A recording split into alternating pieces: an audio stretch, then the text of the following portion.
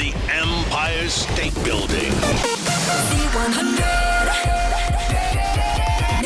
Hey, what up? I'm Josh Martinez of iHeartRadio and Z100, New York's #1 hit music station, with my guest, Spencer Sutherland. What's going on, man? Hey, man. I'm just going to give myself a round of applause. There you go. You know, Thank you. Got to be positive. Room. I am so happy to be here. I love you. Thank you for having me in. Nah, it's all good, man. I always got annoyed with your name because my accent always came out. Yeah. So when we would work together in other cities, I would have to focus on your name, Spencer Sutherland. But now we're in New York City, motherfucker. So you're gonna Spencer Sutherland. We're just gonna say it that way. It should be said like that at all times, I think. So you have a show tonight, Irving Plaza, New York City. You've been here before. You've performed here before. This ain't your first rodeo. What makes New York City different than all the other cities that you've worked in or performed in? Excuse me. This sounds like I'm sucking up, but New York City is the best city in the world, and right. it's just like you can't really describe it. It's just when you land here, you know that like New York City is it, and it's the energy that the city brings. Every crowd that I've ever performed for, I've never had a dead crowd in New York. And this one's at Irving, so this is the biggest by far that I've ever played. And I just there's a bar to be set, and I just know it's gonna be fantastic. So you're on the second half of your tour, a couple dates left. What's been the most fun city so far? I'm gonna put you on the spot. Dude, it's actually wild because, well, they've all been really great, all equal. Yeah. Yeah. Insert politically correct answer here. Yeah. Got it. But the ones I noticed that don't get big shows, two in particular that stick out, Kansas City and El Paso.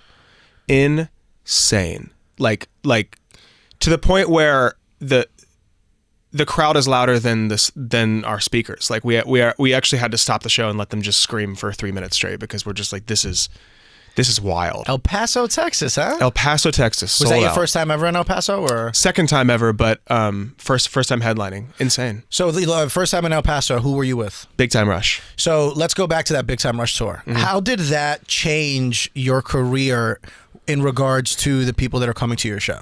I just think it's my first major tour, and it's the first time that I was able to get in front of like a lot of people, and luckily I kind of got my together as an artist and a person, so I figured out who I was. So luckily, like, it just all really worked out timing wise. And then when I was able to get in front of people, it was like, oh, this is who I am, this is my music. And for some reason people connected to it, and next time I went back to El Paso, it was sold out, and all these cities, it's just been really nuts. So how did the Big Time Rush tour come about? So I knew Logan from the band, and they went to my gym. A couple of them went to my gym, and I would talk to Logan, and then they announced a tour, and I just went up to him and I go, hey man, I know everybody's asking me to do a tour. We're homies. I'd love to go on tour with you. Not a problem. Just put my hat in the ring.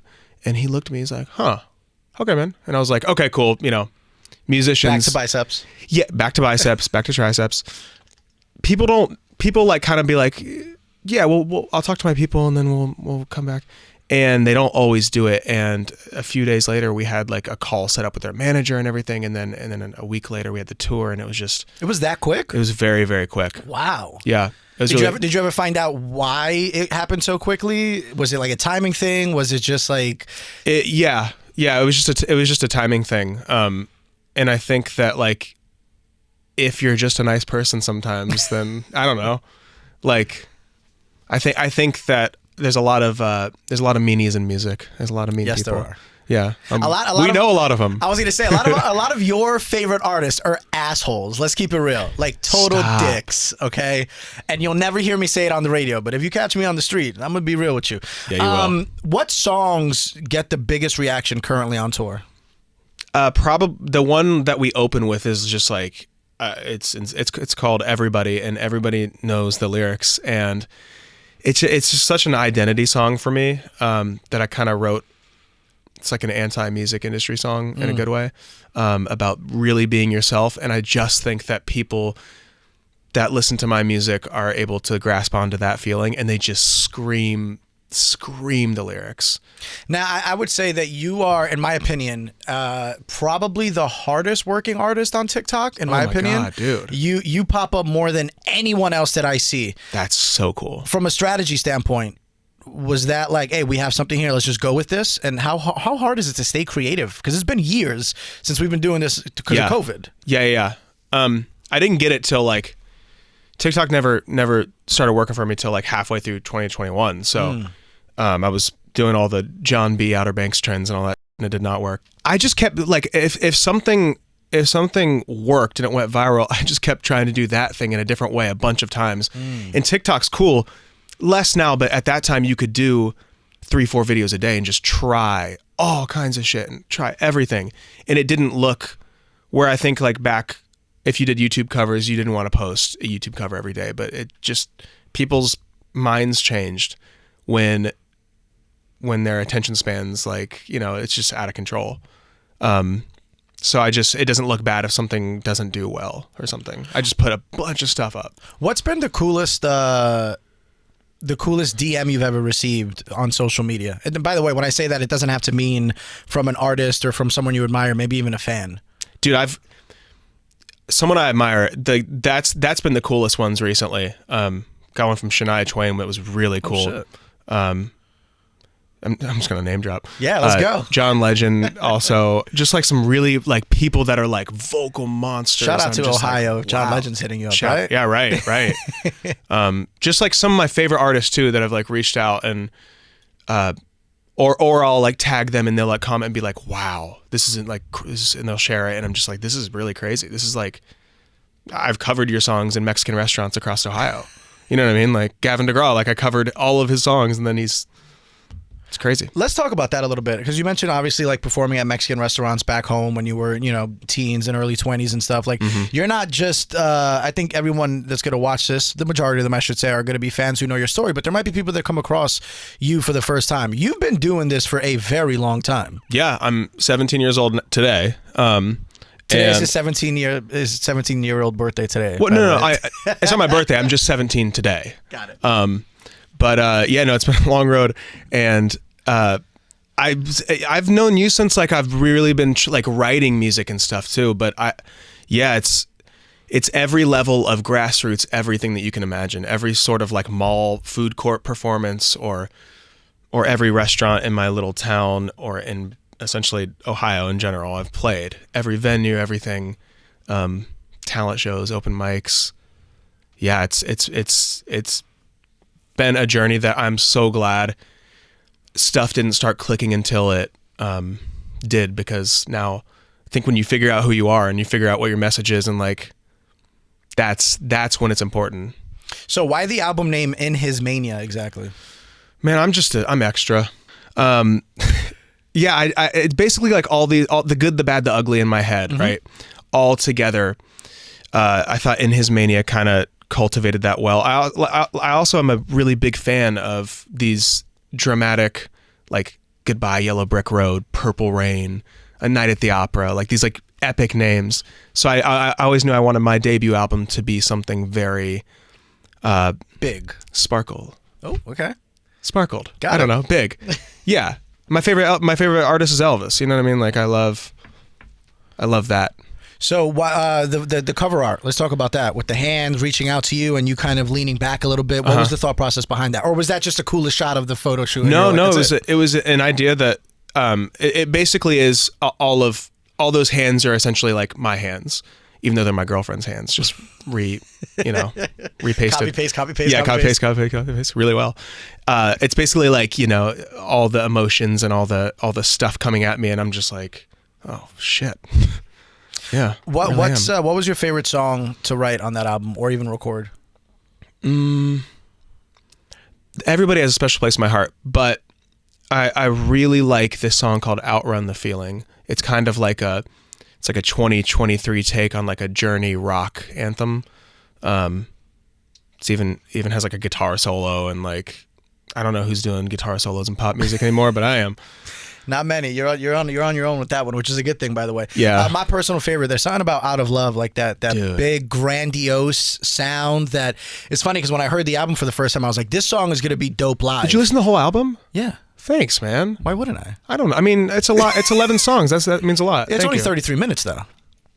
Keep it short. I'm on it. Keep it short for the kids. Attention spans. It's terrible. Yeah. I'm 17, dude. Like, my attention span is short. Let me tell you this. It's funny you say that because obviously in radio, we kind of play 13 to 15 songs an hour. And now, like, we're running short because a lot of these songs are 2 minutes, 2.5 minutes long. The first song that really stuck out to me from an evolution change was Bozzy Mine. Dude, yeah. That really changed the game.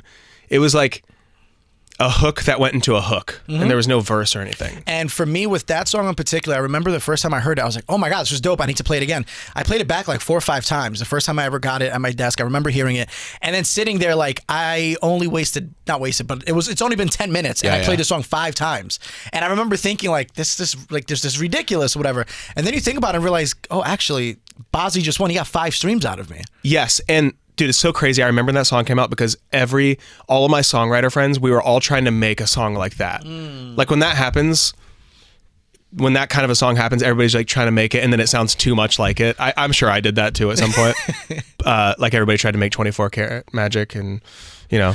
What, from your album standpoint, what were you listening to kind of, I guess, get inspired for the album? Or maybe were you just purposely, because some artists just don't even listen to music. Dude, I didn't show anyone any demos. I didn't show my manager. I didn't show my girlfriend. I didn't show any of my friends, just the people I was working with, because I was having a hard time with the company that I was with before, just like coaching me on what kind of songs, you know, like make a this type beat with a this thing. So I really, in order to make it exactly myself only, I didn't really show anybody. It pulls a lot from the 70s, a lot from Elton John and Queen and Journey, Aerosmith, stuff like that. Like, it's what I love. Doesn't pull from a lot of stuff now at all. A lot of opera stab harmonies in random places. Yeah, I'm like really singing on it for the first time, like using my full voice, which is really cool. One of my favorite things is when I show people your music, whether it's a YouTube video or something, because I think a lot of it is visual too. You have a very unique look. I will read a text message to someone that I told. I said, you know, because I do say you're. Is unique just a way to say ugly? You have a very. I will tell you exactly what I said. Because I will admit, you're, in my opinion, the only artist friend I have in the business. Really? Yeah. Why? Just because I'm not shitty? Part of it, but also like there's always been like just a natural connection between you and I. That's Definitely. Just very laid back. Whereas other artists, you could feel that fakeness, or they'll be really cool with you in June, and then when you see them backstage at a show in September, they don't even remember you. And I have a beard, so I'm not that hard to forget, I would think. You're like the hardest person to like. I knew you after the first time I met you. Well, you look like you're out of a movie. Well, hopefully I could get a movie and get movie money, which is a great segue. Acting, how did you get into that? I just fell in. I don't know, man. It was just like, I've always kind of wanted to do it. And it was during pandemic when I auditioned for this part. It was a singer in a movie and got the damn part. And I was like, oh, I'm going to be an actor now. And let me tell you, acting is difficult. Where was this shot, by the way? South Africa. Yeah, it's such a rough life you live. Oh, it was crazy. It was also when nobody was allowed flying, and I was the only one on the airplane. There was like a full staff, and I was just like, what is happening right now? Like, they kept asking me if I wanted like more meals, and I was like, I'm good, I'm fine. But it's just like, I knew my lines, I was good to go, everything was cool, and I get out for my first scene. And I turn, and there's this giant cannon of a camera and like 70 people, director, producer, everybody's just like staring at you with papers and stuff. And the action, and I'm like, let's take that one again. It was just like, and everybody laughed. It was funny because I was just like I was not expecting that. I was like, oh, okay. Now, is that something that you're trying? I know you said you want to do it more, but is that something that you're trying to pursue, or are you just kind of focused on the music, and then when you take a break from music, you'll dabble more? No, I try to do it still. I've gotten some auditions where I've been on tour, and I just can't focus on anything. So music definitely takes first place, but lots more acting. I'd like to do a lot more acting. I'd like to do something like like a 21 Jump Street or like some like an action comedy, I think would be really fun. So to go back to what I was saying before, I had a friend, I sent your music to someone. It's giving Beatles vibes. Oh, he's sexy. LMAO. Wow. He's so cool. He's got a killer voice and a sixth out, and oh my God, he paints his nails. I heart emojis. Who is this? A friend of mine. He's so versatile. Literally, this was at 1:57, less than an hour ago. I was on the train coming in, and I usually send them sweater. As like my introduction to you for other people, sweater, because I feel like it's probably one of the more simply relatable songs you've ever written. I'm so glad that I put that song. Also, shout out to your friend. That's so nice. That's what I want my bio to be. When you die, the gravestone. Yeah. And he paints his nails. LMAO. That's what it's gonna be. With quotations. But that I'm so glad I released that song because it's a great intro. Even if you just see me at a show, like you can sing back "That's My Sweater." Like it's so easy, and they still sing that one like the loudest. And I feel like again, like this goes back to the relatability in regard to like we've all been there before. We've all had, and it's a meme now on social media where the girl has the sweater or whatever. And to me, I just feel like that would be, in my opinion, the best introduction song. If aside from that, if you needed someone to introduce your music to them, what song would you pick for yourself? Yeah, I'd probably go Everybody. Okay. It's the first song in my set, and it's the first song on the album for a reason because it's like just like here I am, take me, as I am. Now you use that huge on TikTok, that sound, the very beginning of it. Oh yeah, Honey, What a Shame. Yeah. Was that like part of the strategy of like, okay, we're gonna put this number one on the album, first track in, open it, not really use the TikTok, so it just happened all organically? Yeah. I always kind of knew it was gonna be the first song. Just that part of the song, just like I think just reacted well on TikTok. That's why I kept using it. I'm sure. Good for memes and stuff like that. But yeah, I try to think about that kind of stuff a lot, but also try to remember that the album is still like a piece of art, and I don't want to like do too much data to it. Like I still want to let it be what it's going to be.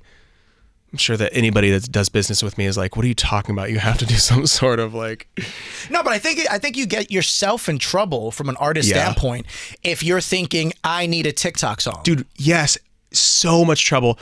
And also, everybody's smart enough to sniff that shit out. Mm-hmm. Or like if you're trying to make a dance or like trying to make a trend happen. You can try, but like, yeah, if you're trying too hard, it's not cool. And even if you strike, even if you hit, let's say, right? Like, let's say you hit on that first thing, but after that, again, it goes back to what you just said. Like, people are going to see through it, and then before you know it, that second and third and fourth attempt are going to kind of go by the wayside. I think a big example of that is nowadays with dance music, sampling other dance songs that were big 20 years ago and adding an effect to it. Like, yeah, it popped off with BB Rexa, I'm Good, or whatever recently. But, our DJ's going to the well one too many times now where people are just kind of like, okay, we're over that mashup-esque type thing. Because mashups were like the biggest thing ever back in the day. Like, 10 years ago. You're right. There's a place for it. But you don't want to do too much. But that's kind of with everything. You can have a cookie, but you don't want 9 cookies. Well, sometimes you want 9 cookies. Look at my physique. Speak for yourself, okay? Sometimes it's a good idea. You got a few dates left on the tour. What are your plans once you wrap up the tour? Man, there's a lot of plans. I'm gonna go back out on the road pretty soon. Working on a bunch of stuff there. Are you headlining again, or are you supporting someone? Both. Okay. Yeah. Wow. Yeah. So I'm just gonna be a touring boy for the next year or two. Make good money, bruh. Eat more new music.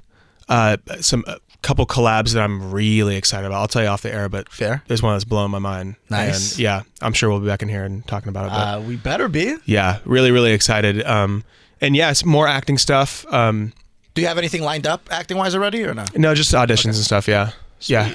Gotten close on a couple things, but real close, and then just didn't. Any that you can say on air? Yeah, I got kind of close on. Well, this is actually a while ago, but this is the one I really wanted. Was Daisy Jones and the Six, which is that new Amazon show. Yeah. And I loved it. And honestly, the guy played it better than I could have played it. He's such a good actor. But I remember I got a call back for that one. I was like, really. That was one that I was really in on. So you mentioned before you love Elvis. How many times did you see the movie? I think 7. Okay. Yeah. We got to talk to Crystal Rosas because I think she might be up there as well. She's like obsessed with it. I also, I mean, dude, I have 1 Elvis tattoo, 2 Elvis tattoos, 3 Elvis tattoos. I'm going to Elvis. I've been to Elvis's house, and yeah, I'm like forever a fan. The Elvis team from Graceland is coming to the show tonight at Irving. Really? Yeah, they're flying in for it. Holy, is there like a business reason or is it just like, hey, Maybe. Okay. Just like working together in some, I don't even know exactly how, but mostly just for fun, but maybe. What's your favorite song? Obviously you have a catalog, but what's your favorite song to cover? Man, it's got to be Benny and the Jets. Okay. We do that Elton John song, and people don't even have to know the song, and they just go, they go nuts on it. You were recently in Chicago sitting on, like, you were going to just jump off a fucking balcony. Don't do that again. Yeah. I was sitting on the edge of a balcony. I had my security guy's arms around my, like, he had his hands in my belt loops. Yeah. But those are pretty, those could rip. It was a little sketchy. I was like, I realized how high up I was, and I was like, whew. How was Chicago as a whole? It's great, man. I mean, that House of Blues, right? That House of Blues, I have performed at 4 times. As a first to 4 a couple times, as a first to 3 a couple times, and then to go back and headline it was really magical. What's one thing that even the staff had been there, and they're like, I remember when you came here in 2018. That's dope. And we remember being like, oh, he might be here someday, and look at you now. It was really cool. What do you want people to know about you that maybe they don't see on TikTok or they don't see on Instagram or they don't even see during a performance? Man, that's too good of a question. They don't give these jobs to chimps, baby. That's true. Man, I think that might be one of my downfalls is that I kind of want to be super open with everything. Like, I don't think there's anything that I don't show maybe. Especially now, as I've talked about it a bunch during this interview, but just how I've started really the last year and a half, 2 years figuring out exactly why I'm here and and who I am and who I'm not afraid to be and stuff. And I think with that comes me basically just being unapologetically myself, which you are as well, which is, I think maybe I just discovered why we're such good friends. because when I saw you today, what did I say? I when you were in Ohio, I was like, oh, you couldn't take the New York out of him then. You're definitely not taking him out of him now. Absolutely not. Yeah. I'm actually flying to Ohio tomorrow morning. No way. Yeah, Knicks are playing the Cavaliers in the first round. Oh, dude. And the amount of money that I'm going to be able to save by going to Cleveland instead of going to the Garden, a lot of money, and I'll just leave it at that. Yeah. Oh, I'm sure. What can we expect from you album-wise? Do we know when there's going to be a new album coming out? Or just going to say there may or may not be a deluxe album. Just saying. I don't know yet. I don't know. Maybe I do know. But look forward to more new music this summer, more tour dates, just more of the same. I'm just going to be out. I'm never going to be home for the next 100 years. Hopefully we could both live to 100 and something years old. Yeah, 117. Remember, there you go. That's right. 17 years old. Happy 17th birthday. Thank you, bro. One more time, Spencer Sutherland. Appreciate you, bro. Appreciate you, man. Thank you. From the top of the Empire State Building.